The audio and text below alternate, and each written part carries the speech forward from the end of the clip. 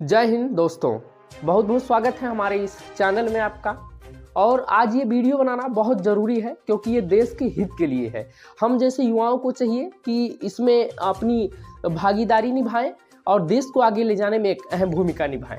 तो आज हम बात करने वाले हैं जो किसी परिचय के मोहताज नहीं है, जिनके करीब 2.5 करोड़ लोग जिन्हें फॉलो करते हैं और वो देश के हित के लिए जब अपनी आवाज़ उठा सकते हैं तो हम जैसे युवाओं का भी कर्तव्य बनता है कि उनके साथ कंधे से कंधा मिलाकर खड़े रहें। तो दोस्तों, हम बात करने वाले हैं ध्रुव राठी की, जो कि 2 दिन पहले एक उनका वीडियो आता है यूट्यूब चैनल पर, जिसको करोड़ लोगों से भी ज़्यादा लोग उनको देखे हैं। तो उस वीडियो का नाम था, उस पार्ट का नाम उन्होंने रखा मिशन स्वराज। आखिर ये मिशन स्वराज लाने की ज़रूरत क्या थी, तो सब कुछ जानेंगे। बहुत बेहतरीन और इंटरेस्टिंग पार्ट रहा उनका मिशन स्वराज, और जो कि ये महाराष्ट्र पे था। महाराष्ट्र में हालांकि चुनाव को मद्देनजर रखते हुए वहाँ की उन्होंने समस्या को बयां किया उस वीडियो में और काफ़ी चीज़ें बताई। और उसके बाद इस पर किसी को आपत्ति हुआ तो किसी ने इसकी सहमति जताई। उन्होंने पॉलिटिक्स के नेताओं को खुला चैलेंज दिया कि मैं उनके साथ खड़ा रहूंगा जो जो इनका वादा करता है। तो बहुत सारे काम उन्होंने दिखाए, जैसे पानी की समस्या। हालांकि महाराष्ट्र में पानी की समस्या बहुत ज़्यादा है, पता नहीं कितने किसान पानी की वजह से आत्महत्या करते हैं। जी हाँ साथियों, हम उसी सपनों की नगरी मुंबई महाराष्ट्र की बात कर रहे हैं। तो हम थोड़ा सा आपको ध्रुव राठी का पार्ट 2 जो आया है मिशन स्वराज के बाद, उसको भी दिखाएंगे और आपको दिखाएंगे उसमें आदित्यनाथ योगी का, जो कि उन्होंने कुछ ऐसा बोला है जो कि वाकई में देखने के लायक है। अगर आप उत्तर प्रदेश से हैं, देश के किसी भी कोने से इस वीडियो को देख रहे हैं, तो आपसे गुजारिश करते हैं कि थोड़ा सा इस वीडियो को देखें। देश के हित के लिए आवाज़ उठाना कोई गलत बात नहीं है। हाँ, और वो कहते हैं ना, भय बिना प्रीत कहाँ, पी जाते लोग समंदर अगर वह खारा नहीं होता। तो कुछ लोगों को ध्रुव राठी के वीडियो से आपत्ति भी है, तो थोड़ा सा इनसे भी मिलते हैं, ये क्या कहते हैं। हम ध्रुव राठी की उस वीडियो की बात करें जो उसने मिशन स्वराज लाया है, वो इतना बचकाना वीडियो है। और मुझे आश्चर्य तब हुआ जब जो पॉलिटिशियंस हैं उस पर रिएक्ट भी कर रहे हैं। अब देखो क्या है ना कि मिशन स्वराज उसने छत्रपति शिवाजी महाराज इनके नाम पर लाया। अब इन भाई साहब के बारे में थोड़ा सा चर्चा कर लेते हैं। तो देखिए, जो चीज़ हमको समझ में नहीं आता, जैसे जो हिंदी का छात्र है, अगर उसको इंग्लिश में कोई चीज़ बताया जाए जो कि इंग्लिश से अपरिचित है, उसको ठीक से पता नहीं है इंग्लिश के बारे में, तो उसको हो सकता है कि ये चीज़ बकवास लगे। समझ सकते हैं। हम इंडिया के रहने वाले हैं, यहाँ 22 भाषाओं को मान्यता दी जाती है और उसमें से मान लीजिए हम उत्तर प्रदेश से हैं, अगर हमको कोई कह दे कोंकणी भाषा, तो हमको वो बकवास लगेगा। जो चीज़ किसी को समझ में नहीं आता उसे बकवास बोलते हैं, जैसे कि भाई साहब अभी को बोल रहे हैं। हाँ, अजीब हाल है देश का। और कुछ नेताओं ने इस पे मतलब अपनी वो मतलब बताई है कि नहीं, ये मिशन स्वराज बहुत अच्छा है, और जिन्होंने यूट्यूब पर तहलका मचा के रख दिया। ध्रुव राठी भाई को सल्यूट करते हैं और ऐसे युवाओं को देश की ज़रूरत है। तो हम देर न करते हुए पार्ट 2 जो कि मिशन स्वराज के बाद इनका पार्ट है, इसको थोड़ा सा देखते हैं और समझने की कोशिश करते हैं किस तरह से प्रधानमंत्री मोदी के बारे में भी बात हुई है। उस पर काफ़ी कड़वी खिंचाई की है और आदित्यनाथ महाराज को भी लपेटे में लिया है ध्रुव राठी ने। तो आइए देखते हैं। हालांकि इस वीडियो को चाहे कोई भी हो, इसको थोड़ा देखें और समझने की कोशिश करें। अगर आप इसको समझने की गहराई से कोशिश नहीं करेंगे तो ये आपको भी बकवास लगेगा। तो देर न करते हुए हम ध्रुव राठी की वीडियो को स्टार्ट करते हैं। इतिहास में शायद पहली बार ऐसा हुआ है कि जनता की डिमांड्स को स्वीकार करने के लिए पॉलिटिशियंस की लाइन लग गई हो, वो भी तब जब इन डिमांड्स को एक यूट्यूबर ने उठाया। पिछले वीडियो में दोस्तों, महाराष्ट्र और देश में बिगड़ते हालातों को देखकर हमने लॉन्च किया मिशन स्वराज। छत्रपति शिवाजी महाराज के आदर्शों पर आधारित मैंने डिटेल में बात करी महाराष्ट्र में समस्याओं के ऊपर और उनका एग्जैक्टली क्या सॉल्यूशन है, और इसके आधार पर नेताओं के सामने 7 डिमांड्स रखी। ओपन चैलेंज दिया सभी पॉलिटिकल पार्टीज को, इन डिमांड्स को एक्सेप्ट करो, और ऑफर दिया जाता है अगर आप इसे स्वीकार करोगे तो हम अपनी तरफ से कंडीशनल सपोर्ट देंगे और आपको हाईलाइट करेंगे।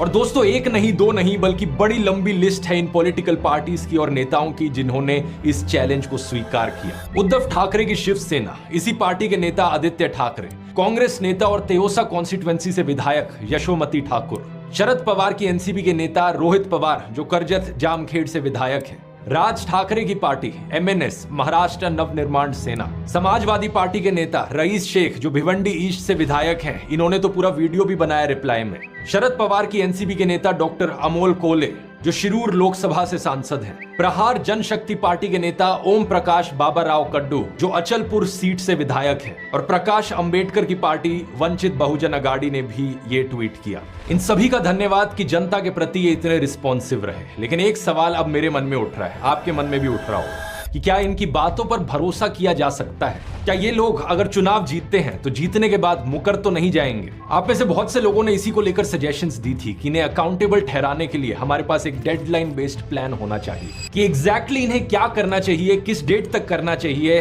इस मसले पर थोड़ी चर्चा करना चाहूंगा अब इस वीडियो में। इस पर आगे बात करने से पहले मैं जरा उनका जिक्र करना चाहूंगा जिन्होंने इस चैलेंज को स्वीकार नहीं किया। महाराष्ट्र की सभी पार्टियों को, सभी नेताओं को खुला ऑफर दिया गया था, सभी के पास अपॉर्चुनिटी थी इसे एक्सेप्ट करने की। मैंने ये तक कहा था कि अगर पास्ट में मैंने किसी को क्रिटिसाइज किया उसे भुलाने को तैयार हूं मैं, लेकिन फिर भी बीजेपी, एकनाथ शिंदे की शिंदे सेना और अजित पवार की NCP ने इस पर कोई रिस्पॉन्स नहीं दिया। मुझे बड़ा अफसोस हुआ यह देखकर कि महायुति अलायंस की एक भी मेन पार्टी को छत्रपति शिवाजी महाराज के आदर्शों वाला यह मिशन स्वराज रास नहीं आया। मैं इनके नेताओं से पूछना चाहूंगा कि मैंने क्या गलत बात करी? यही कि एक भी किसान की आत्महत्या से मौत ना हो, फार्मर सुसाइड्स के आंकड़े को 0 पर लाया जाए, हर एक किसान को साल में 15 लाख कमाने का मौका मिले। मैंने बात करी थी फ्री क्वालिटी एजुकेशन और हेल्थ केयर की, सफाई की, सबको शुद्ध हवा में सांस लेने का मौका मिल पाए, लोकल छोटे उद्योगों को प्रमोट करके सबको रोजगार की व्यवस्था मिले। लेकिन बीजेपी और उनके एलाइज को शायद ये जमा नहीं। इन सभी विषयों पर बीजेपी का मुंह बंद रहा। उल्टा उनके मुंह से ऐसी बातें निकली कि देखकर लगता है कि मुंह बंद रहना ही अच्छा है। अभी 2 दिन पहले एक खबर आई, उत्तर प्रदेश में झांसी के एक सरकारी अस्पताल में 10 नवजात शिशुओं की, न्यूबॉर्न बेबीज की आग में जलकर मौत हो गई।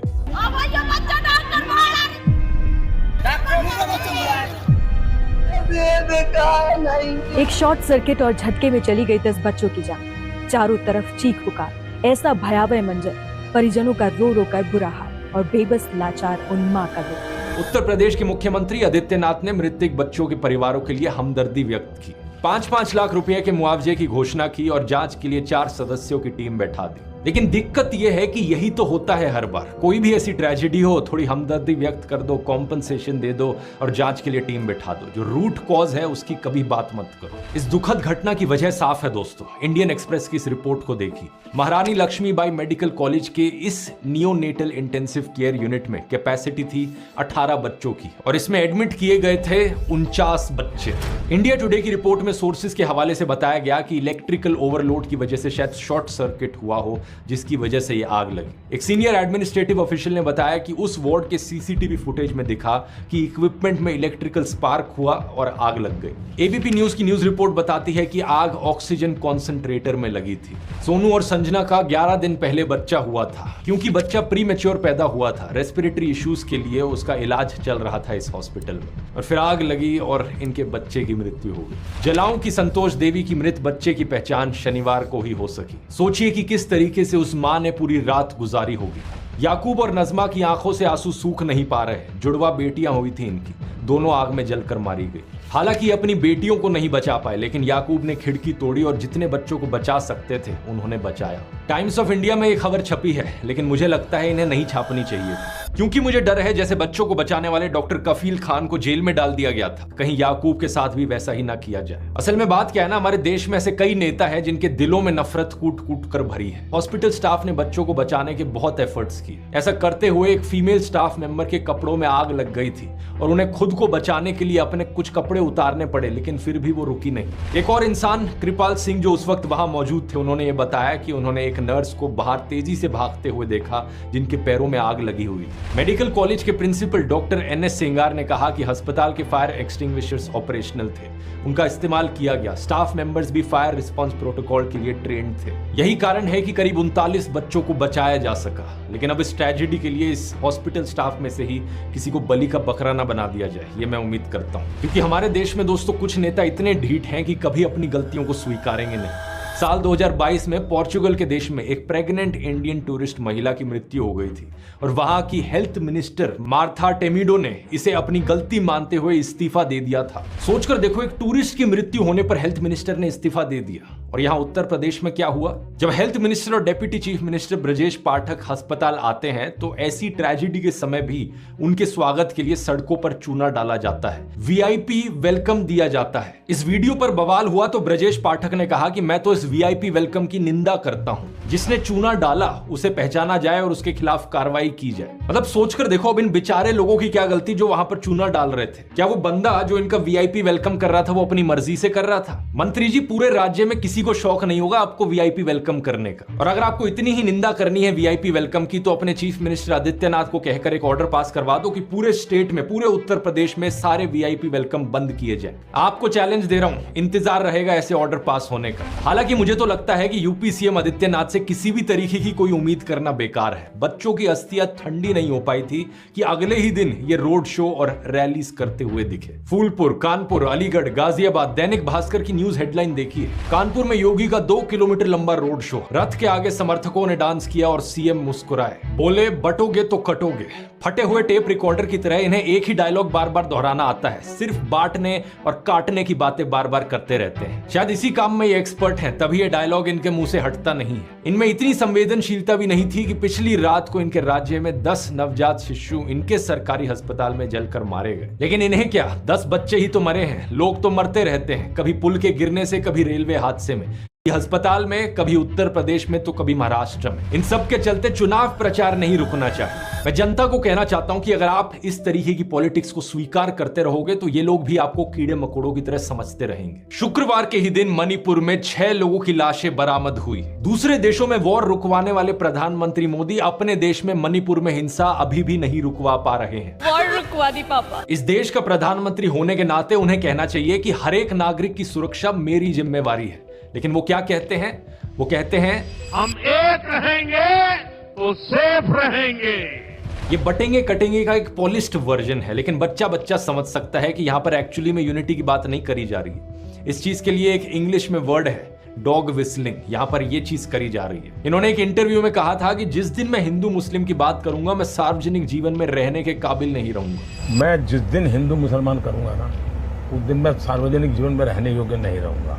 और वाकई अब ये सार्वजनिक जीवन में रहने के काबिल रहे नहीं है। इनके भाषण निर्लज्जता की सभी हदें पार कर चुके हैं और जो इनका रवैया है वही महाराष्ट्र बीजेपी का है। महाराष्ट्र के ही एक बीजेपी नेता महेश बादली जो गुजराती ओरिजिन के हैं, बोलतात या मारवाड्याला जिंकून देणार नाही, तुझ्या लय पिढ्या यायला लागतील मला हरवायला। अहो हे अंड्यात खाणारे, नारळात खाणारे, वो अपनी रैली में खुल्लम खुल्ला मराठी लोगों का अपमान कर रहे हैं, अग्री कोली समुदाय के खिलाफ जीनोफोबिक कमेंट्स पास कर रहे हैं। तो दोस्तों, जो पार्टी सब में फंसी हुई हो, जिनका चुनाव जीतने का एकमात्र सहारा लोगों को डराना हो, उस पार्टी के पास कहां से टाइम होगा हमारे मिशन स्वराज के लिए। इसलिए मैं ज्यादा हैरान नहीं हुआ कि इनकी पार्टी ने कोई रिस्पॉन्स नहीं दिया इस मिशन।